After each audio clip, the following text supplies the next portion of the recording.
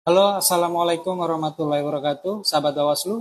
Selamat datang di podcast Ngobrolin Demokrasi, podcast terbaru persembahan dari Bawaslu Kota Jambi yang akan membahas seluk-beluk demokrasi bukan hanya di Jambi tetapi juga fenomena secara nasional. Sahabat Bawaslu, Pilkada 2024 telah berakhir, suara telah dihitung, pemimpin telah dipilih. Namun, di balik kesuksesan penyelenggaraan Pilkada 2024, banyak cerita menarik yang bisa kita ulik lebih dalam dan juga lebih tajam.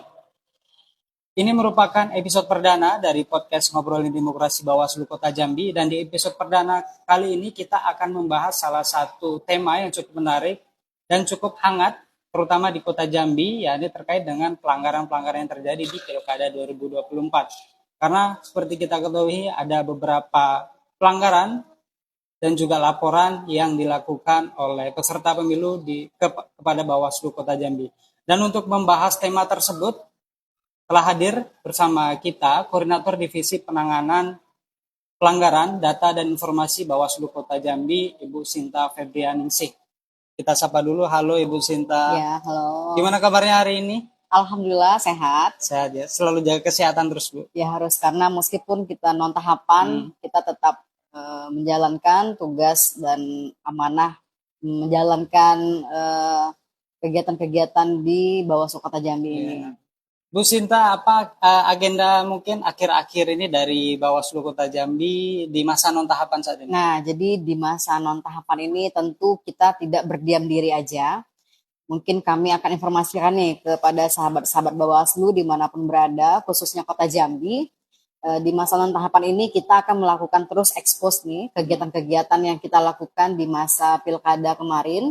Kemudian juga kita melakukan evaluasi.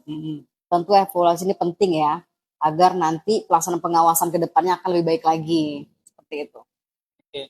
Bu Sinta, tema kita hari ini terkait dengan pelanggaran. Ya. Tentunya ada beberapa pelanggaran yang terjadi di Kota Jambi pada Pilkada 2024 lalu. Ya. Tapi sebelum kita masuk ke substansi, mungkin sahabat Bawaslu masih banyak yang belum paham juga nih terkait dengan peran dan fungsi dari Divisi Penanganan Pelanggaran Data dan Informasi. Mungkin boleh dijelaskan sedikit. Oke.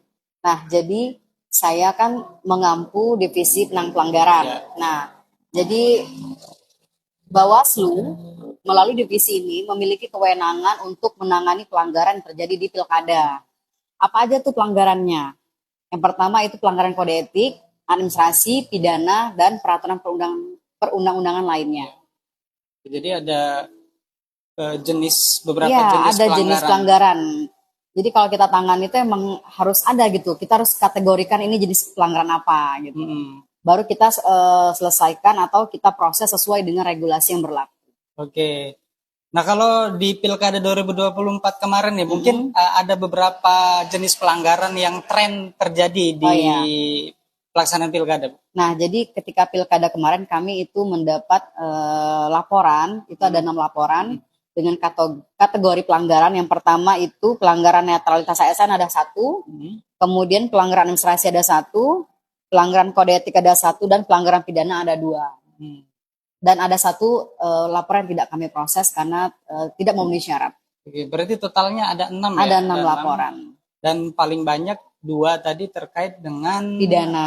Nah, pidana ini yang menarik nih Bu, karena kemarin juga kabarnya sempat heboh nih, juga demo. Mungkin pidana yang pertama atau kasusnya seperti apa Bu yang dilaporkan ke Bawaslu? Oke, nah jadi kemarin itu kan kami juga sempat di demo ya. Beberapa kali, kalau tidak salah hampir 4 kali kita di demo. Ini terkait adanya dugaan kampanye di rumah ibadah. Nah, jadi laporan pertama masuk, sudah kita proses, tidak terbukti, maka laporan dihentikan. Kemudian masuk lagi laporan pidana, laporan yang sama dengan bukti yang baru. Nah, ini agak cukup cukup viral juga kasus ini. Waktu itu emang kita bersama Gakumdu bersama-sama benar-benar memproses laporan ini dengan cukup unik juga sih kasusnya kan. Ada 2 laporan yang sama tapi bukti yang berbeda. Ini agak sepertinya baru nih di Kota Jambi. Dan tidak lepas juga kami berkonsultasi dan koordinasi dengan Bawaslu Provinsi dan RI juga terkait ini. Berarti Tapi dua kasus ini juga tidak dilanjutkan karena tidak bisa dibuktikan tadi kan. Kurangnya alat bukti, maka laporan dihentikan. menarik juga nih, Bu. Artinya dari 6 tadi 2 laporan pidana itu lapornya sama. Hanya saja case-nya sama. Case-nya sama, tapi ada bukti baru.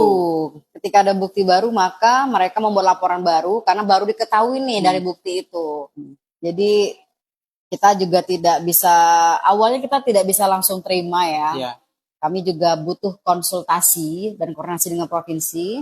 Kemudian provinsi berkoordinasi dengan RI kan, dengan hal baru ini gitu kan. Ya dengan hasil konsultasi tersebut, maka kami diminta untuk menerima laporan tersebut dan memproses karena ini ada bukti baru. Gitu. Mungkin boleh diceritakan sedikit, Bu, kasusnya itu seperti apa? Bisa sampai heboh, sampai di demo itu seperti apa, Bu? Nah, jadi pada saat kampanye di masa pilkada kemarin, ada salah satu calon kepala daerah yang diduga itu berkampanye di rumah ibadah dan pembagian sembako. Tentu ini dilarang ya. Kampanye di rumah ibadah serta pembagian sembako ini adalah termasuk pidana. Nah, jadi kenapa ini dilaporkan pidana? Karena kan berkampanye di rumah ibadah.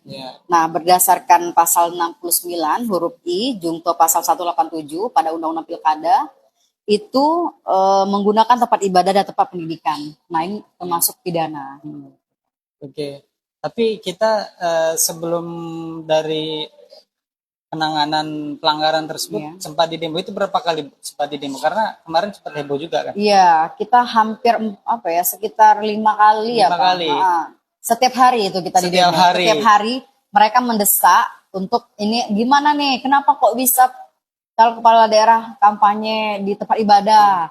Ya kita kan sudah berhimbauan ya. Jadi kami di Bawaslu Kota Jambi pada saat kampanye berlangsung sebelum kampanye dilangsungkan kan kita melakukan rakor dengan KPU dan kami pun juga memberikan himbauan baik itu kepada calon kepala daerah maupun kepada KPU agar memberikan hal-hal yang berkaitan dengan larangan dalam kampanye itu perlu disampaikan kepada peserta calon kepala daerah tersebut agar tidak adanya pelanggaran. Nah, ini penting juga poinnya, saya pikir itu. Tapi kenapa bisa sampai di demo itu? Alasannya apa mereka? Jadi para pendemo ini itu mendesak agar ini diusut gitu. Nah, jangan sampai nanti Bawaslu tertidur gitulah istilah. Saya masih ingat mereka membawa karton bertuliskan Bawaslu jangan tidur, Bawaslu harus usut tuntas penyalahgunaan rumah ibadah sebagai tempat kampanye. Pokoknya banyak sekali. Kita pun juga cukup agak kewalahan juga di hari pertama karena di hari pertama itu rame banget yang datang.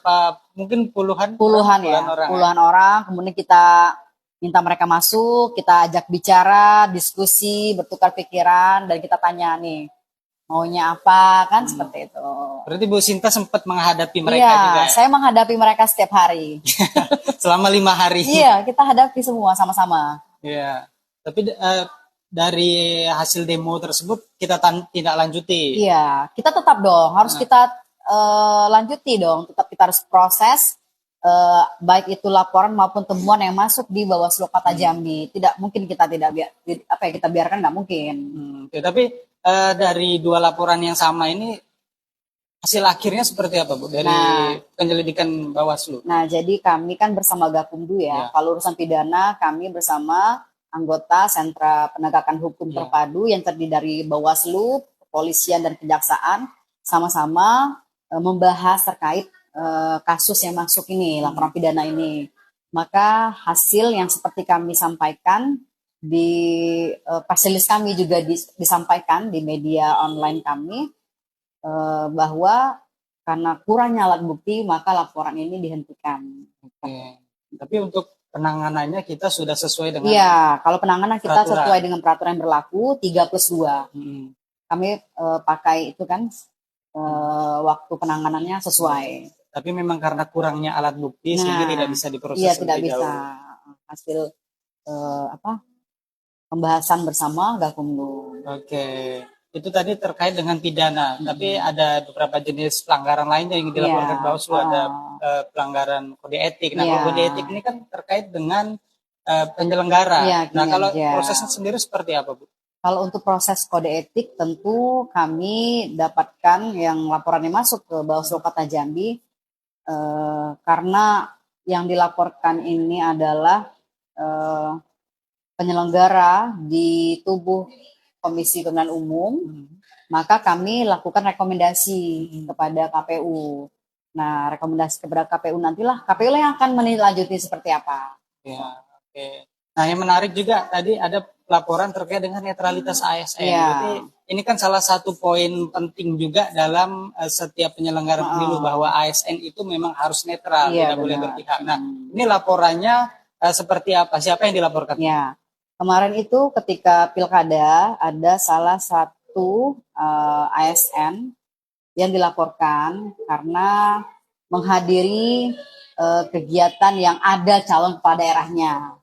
Nah, laporan ini pun kami proses dan kami buat kajiannya, kami juga datangin orang-orang yang objek-objek yang menjadi laporan ya, orang-orangnya tersebut kami datangi dan kemudian kami diskusikan, kami tuangkan dalam kajian dan kami rekomendasikan kepada BKN. Kemudian kami juga sampaikan tembusannya kepada Wali Kota Jambi. Pada saat itu dipimpin oleh Ibu PJ masih kan?